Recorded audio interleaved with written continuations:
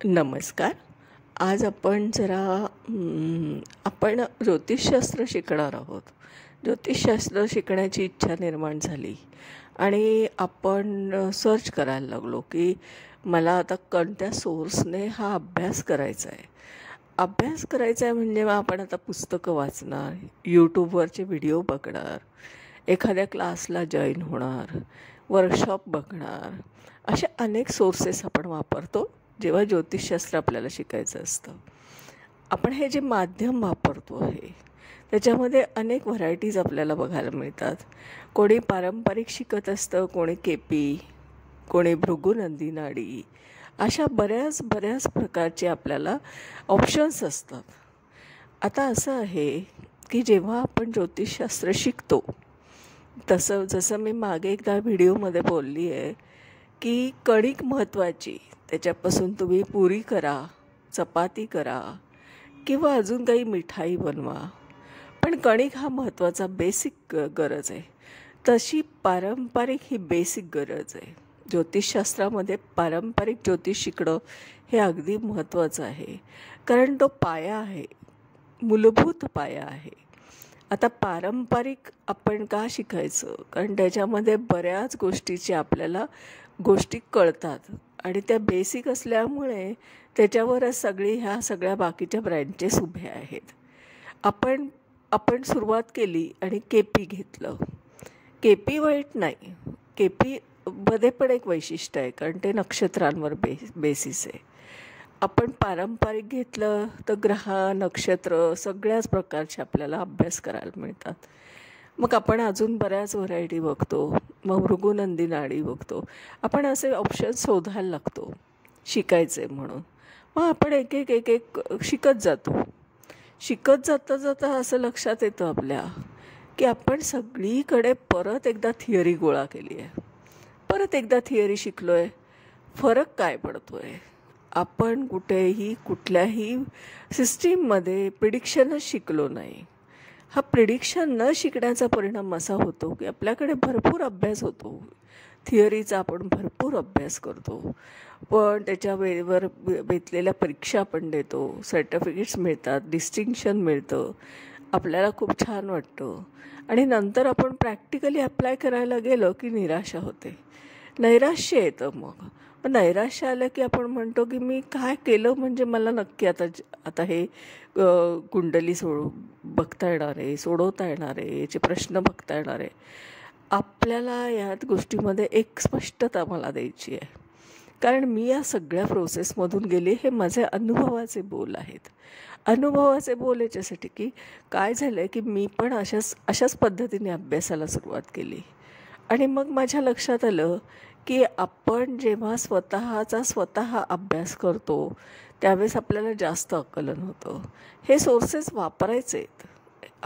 आपण क्लासेस बघायचे आहेत, वर्कशॉप घ्यायचे आहेत, पुस्तकं वाचायचं, सगळं करायचं, परंतु त्याच्यावर आपलं स्वतःचं पण मत तयार केलं पाहिजे. आपल्या स्वतःला काय आकलन झालं हे पण आपण तपासून पाहिलं पाहिजे.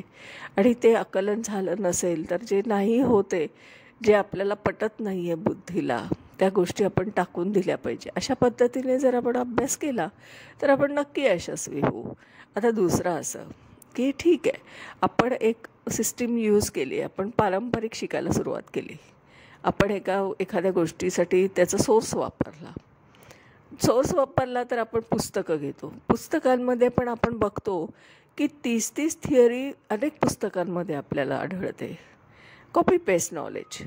या पुस्तकातही तेच दिलं आहे, त्या पुस्तकातही तेच दिले, तेच वाक्य वेगळ्या स्वरूपात लिहिलेले आहेत. असं करत करत आपण मग तिथे कन्फ्युजन सुरू होतं की मी नक्की कोणतं पुस्तक रिफर करू. तो एक प्रश्न निर्माण होतो. क्लासेसमध्ये आपण जातो, तिथेही थिअरी शिकतो. प्रिडिक्शन शिकण्यासाठी आपल्याला एकच सोर्स वापरला जातो, तो म्हणजे मागच्या ज्या घटना घडून गेलेल्या कुंडल्या.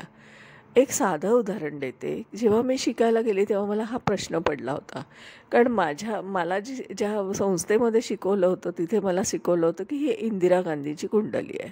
श्रीमती इंदिरा गांधींची कुंडली घेऊन त्याच्यावर आम्हाला ट्रान्झिट शिकवण्यात आलं होतं. ट्रान्झिट शिकलो आम्ही, ते बघितलं, पण जेव्हा मी माझ्या स्वतःच्या कुंडलीला ते ट्रान्झिट घेऊन बघायला लागली, तेव्हा माझ्या असं लक्षात आलं की त्या आहेत प्राईम मिनिस्टर. माझ्यात ते जे योग आहेत का? माझ्या आयुष्यात त्यांच्यासाठी काही सिमिलॅरिटी आहे का? काहीच नाही. त्यांचे ग्रहयोग वेगळे, त्यांचे ग्रह वेगळ्या डिग्रीवर आहे, माझ्या कुंडलीतले ग्रह वेगळ्या डिग्रीवर आहे, नक्षत्र वेगळे आहेत, चरण वेगळे आहेत, नवमाश वेगळे, एवढं सगळा फरक मला आढळला. मग मी प्रश्न पडला की जर मग मी हे शिकली आहे आणि माझ्या कुंडलीला त्याचं काही रिलेशन लागत नाही आहे, तर मग मी हे का शिकली? म्हणून माझं वारंवार म्हणणं आहे की तुम्ही मागच्या कुंडल्या घेऊन ज्योतिषशास्त्र शिकलात तर ते पोस्टमॉर्टम आहे. कारण त्याचा आणि तुमच्या आता जातकाच्या आयुष्याशी काही संबंध येत नाही. काही कोणतं लॉजिक तिथे लागू शकत नाही. तुम्हाला स्वतंत्रपणे स्वतःच्या ज्या काय तुमच्या नातेवाईकांच्या आहे, तुमच्या घरातल्यांच्या कुंडल्या घेऊनच अभ्यास केला पाहिजे. त्याशिवाय तुम्हाला कुठल्याही ज्योतिषशास्त्राचा अकल होऊ शकत नाही. आता असा आहे तिसरा मुद्दा की आपण गुरु कसा ओळखावा, असा एक मुद्दा आहे. तो फारच नाजूक आहे, संवेदनशील विषय हा. पण तरी मला बोलायचं कारण का की मी या सगळ्या प्रोसेसमधून गेली आहे आणि मला हे आढळलेल्या गोष्टी मी आपल्याला अनुभवाचे बोल म्हणून सांगायचा प्रयत्न करते. आपल्याला जेव्हा एखादी व्यक्ती शिकवते आहे त्यावेळेस ती किती केपेबल आहे. कारण आपल्या शिक्षण पद्धतीत आपण शालेय शिक्षण पण तसंच घेतलं आहे, कॉलेजचं शिक्षणही तसंच घेतलं आहे. आपल्या भारतीय शिक्षण पद्धतीमध्ये असलेला एक दोष की आपण फक्त थिअरी शिकतो आणि आपल्या तरुणाईला पण हेच फेस करायला लागतं आहे. ते असंख्य गोष्टी शिकत जातात आणि मग त्याच्यानंतर ॲडव्हान्स शिकण्यासाठी मग परत ते MS करतात US वगैरे जाऊन वगैरे. हे का होतं आहे आपल्या बाबतीत? तसं ज्योतिषशास्त्रामध्ये सुद्धा होतं आहे. ज्योतिषशास्त्रामध्ये होतं आहे काय की आपण शिकतो.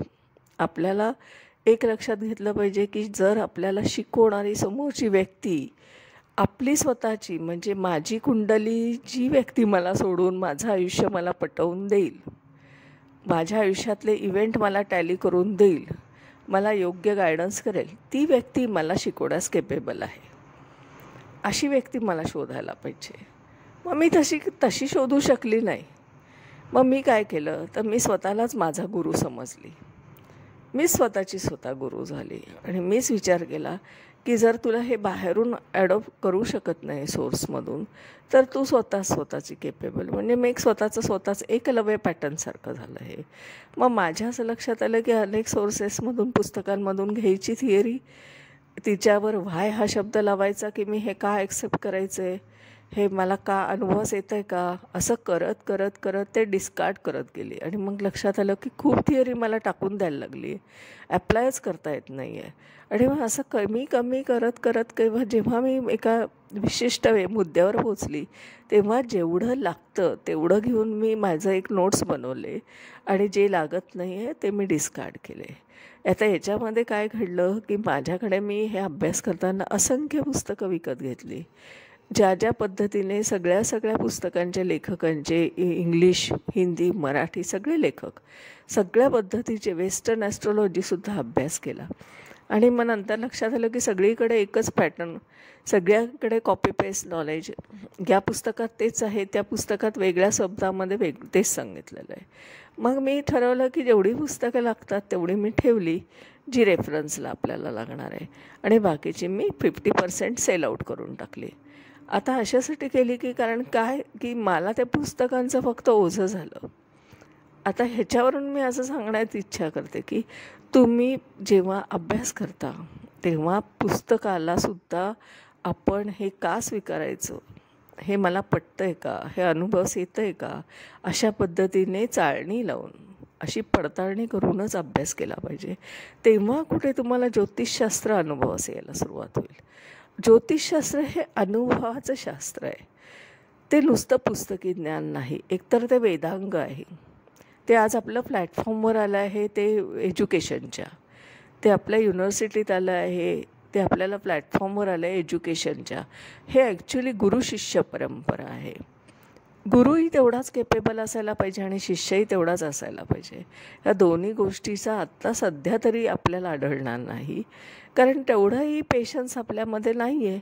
आपण इतकं पेशन्सने सगळ्या गोष्टी नाही करू शकत. आता एक उदाहरण देते तुम्हाला, की आपण जेव्हा अभ्यास करतो, की एखाद्या आपण आपल्या जीवनात, शालेय जीवनात किंवा कॉलेजच्या जीवनात काही डिग्रीज घेतो, ज्या काही एज्युकेशन गेटवेसाठी लागतात. कारण आपल्याला बिझनेस किंवा नोकरी मिळवायची असेल तर आपल्याकडे एक एंट्री गेट पास असावा लागतो, तो म्हणजे सर्टिफिकेट.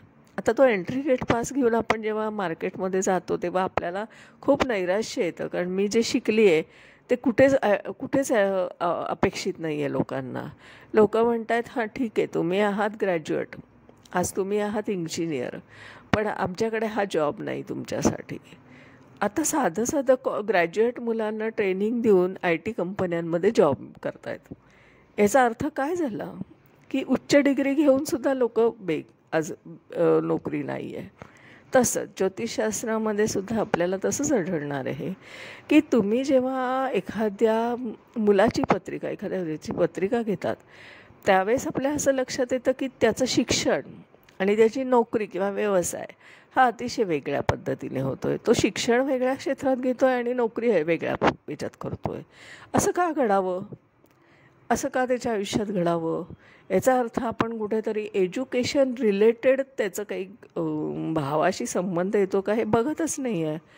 आपण जेव्हा बघतो आहे की त्याच्या असं लक्षात येतं की तो कोणीतरी घरातल्यांनी सजेस्ट केलं म्हणून त्या क्षेत्रात गेला आहे, त्या एज्युकेशनच्या फील्डमध्ये गेला आहे आणि तिथे त्याने ते शिक्षण घेतलं आहे. पण जेव्हा तो ते शिकून पूर्ण होऊन मार्केटमध्ये उभा राहिला पैसे कमवण्यासाठी, नोकरी मिळवण्यासाठी, तेव्हा त्याच्या ज्ञानाचा कुठेच उपयोग झालेला नाही त्याला. आणि मग हे असं का घडतं, तर आपण हे डीपली विचारच करत नाही आहे की त्या व्यक्तीला कोणतं शिक्षण सजेस्ट केलं म्हणजे त्याला पैसे मिळू शकतील. कारण ह्याचा धनस्थानाशी पण संबंध आला पाहिजे. शिक्षण घेणं वेगळं, ते शौक म्हणून आपण घेत नसतो, आपली इच्छा छंद म्हणून घेत नसतो. त्याचं आपल्याला काहीतरी रिटर्न हवं असतं आणि ते रिटर्न म्हणजे धनस्थान. आणि धनस्थानाशी जर संबंध येतच नसेल एज्युकेशनचा, तर ते तुम्हाला कसं काय दिसणार आहे? मग हा सगळा अभ्यास आपण केला पाहिजे. नुसतं आपण म्हणायचं नाही आहे की हे शिक्षण घ्यायला पाहिजे आणि ह्या शिक्षणात हे त्या शिक्षणात ते, पण त्या जातकाच्या कुंडलीमध्ये त्या शिक्षणासाठी अर्निंगचे काही सोर्सेस सापडत आहेत का? ती अर्निंग करू शकते का त्या शिक्षणाच्या आधारे? मग वेळ आणि पैसा नाही का वाया जाणार तिचा? आणि नैराश्य येणार ते वेगळंच. हे असं आपल्याला जे लाईव्ह आढळतं आहे ना, हे माझ्या अनुभवाचे बोले, कारण कन्सल्टिंगमध्ये मी असंख्य गोष्टी अशा बघितल्या. मी कन्सल्टिंगचेच अनुभव तुम्हाला शेअर करते, कारण असं आहे की माझ्यासमोर येणारे प्रश्न हे मला ज्वलंत प्रश्न वाटत आहेत. आणि मग त्या ज्वलंत प्रश्नामध्ये जे काय मला आढळलं आहे की हे आपलं कुठेतरी आपल्याला इथे अभ्यास केला पाहिजे. माझं असं म्हणणं आहे की ज्योतिषशास्त्र हे पुस्तकात अडकलेलं आहे. त्याला रिसर्चची गरज आहे, संशोधनाची गरज आहे. संशोधन आपल्याकडे होत नाही आहे, त्याच्यामुळे आपल्याला त्याच्यामध्ये बऱ्याच गोष्टी त्रुटी आढळत आहेत. आता ते संशोधनात्मक अभ्यास करण्यासाठी लागणारा काळ पण खूप मोठा असतो. आपल्याला तेवढं करण्याची कालावधी मिळत नाही, कारण आपण अर्निंग करता करता ज्योतिषशास्त्र शिकत असतो. आणि मग आपल्याला ते जे काय आहे ते त्या उंचीवर आपल्याला पोचता येत नाही. हा एक महत्त्वाचा मुद्दा आहे. याच्यामधून मी एकच निदर्शनास आणून देते की तुम्हाला, की तुम्ही जेव्हा एखाद्या गोष्टीचं ज्योतिषशास्त्राचा अभ्यास करताय, याचा अर्थ तुम्ही अशासाठी अभ्यास करता की तो मार्गदर्शन आहे. ते एक आपल्याला केलेली पुढच्या जीवनाची वाटचाल कशी असू शकेल याचं एक मार्गदर्शन त्याच्यातून असतं. मग आपण आपली कुंडली घेतो, माझं पण आयुष्य कसं आहे, मला पण स्वतःला मार्गदर्शन हवं आहे ना. मग आपण आपल्या कुंडलीला घेतो आणि आपण त्याचं ॲनालिसिस करायला सुरुवात करतो. ॲनालिसिस होऊ शकत नाही कारण आपण थिअरी बेस अभ्यास केला आहे. मग आपण कोणत्या तरी ज्या कुंडल्या आहेत त्या जुन्या घेतल्या आहेत, मग त्या जुन्या कुंडल्या घेऊन आपण जे अभ्यास केला आहे ते अनुभवच येऊ शकत नाही. कारण दोन जणं जरी जुळी आहेत, आपण जसं म्हटलं ज्या पद्धतीने की जुळ्या मुलांची कुंडली वेगवेगळी असते. जरी ते सेकंद मिनटाचा फरक असले तरी त्यांचं प्रारब्ध वेगळं आहे हे जर आपल्याला सिद्ध दिसतं आहे, तर मग 2 व्यक्तींच्या कुंडल्या कशा काय सिमिलर असू शकतील. मग आपण जो अभ्यास शिकतो आहे जुन्या कुंडल्या घेऊन, त्याच्यामध्ये आणि आपल्या कुंडलीशी काय संबंध. माझ्या कुंडलीशी कोणत्याही मागच्या शिकलेल्या क्लासमध्ये शिकलेल्या कुंडल्यांचा कुठेही दूरपर्यंत संबंध आलेला नाही. हे माझं खरं म्हणणं आहे, कारण मी रिसर्च केला आहे आणि मी हे सगळं शोधत उत्तर आली आहे. आणि शोधता मग माझ्या लक्षात आलं आहे की काही थिअरी कामास येत नाही, अनुभवास येत नाही. आपण ती थोडीशी कमी केली पाहिजे. ओव्हरलोडेड होतं आहे. आपण जे लागतं ते घ्यावं, जे नाही लागत ते टाकून द्यायला पाहिजे. हे शिकलं पाहिजे ना. आपण सर्वतोभद्र चक्र शिकतो आहे, प्रॅक्टिकली अप्लाय झालं का? नाही. बऱ्याच जणांचे अनुभव आहेत की नाहीच होते. प्रॅक्टिकली का नाही अप्लाय होते? त्या सिस्टीममध्ये असं काय राहिलं आहे की ज्याच्यामुळे आपल्याला ती कुंडलीला ते अप्लाय होत नाही आहे? हा रिसर्चचा विषय आहे. आपण संशोधन अजिबात करत नाही आहे. अभाव आहे. ज्योतिषशास्त्राच्या बाबतीत म्हणाल तर आपल्याकडे संशोधनाचा अभाव आहे. आपण संशोधन केलं पाहिजे. त्याच्यामध्ये आपण शोध घेऊन आपण कोणत्या गोष्टी लागतात त्या रिॲलिटीमध्ये स्वीकारल्या पाहिजे आणि ज्या लागत नाही त्या काढून टाकल्या पाहिजे. आणि मग हे सगळं आपण करत नाही आहे, त्याचा आपण आज परिणाम भोगतो आहे. कारण की आपल्याला कुंडली सोडवता येत नाही.